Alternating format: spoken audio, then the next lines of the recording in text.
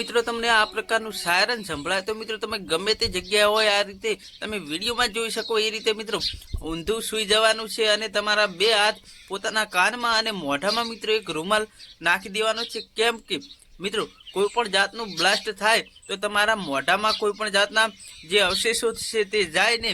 અને તમારા કાન મિત્રો બંધવાનું એ કારણ છે કે તમે જે કોઈ પણ જાતનું બ્લાસ્ટ થતું હોય અને જેનાથી તમારા પડદા તૂટે નહીં। અને મિત્રો તમારો છાતીનો જે ભાગ છે તે જમીનથી ઉપર રાખવાનો, કેમ કે જે બ્લાસ્ટના લીધે મિત્રો આખી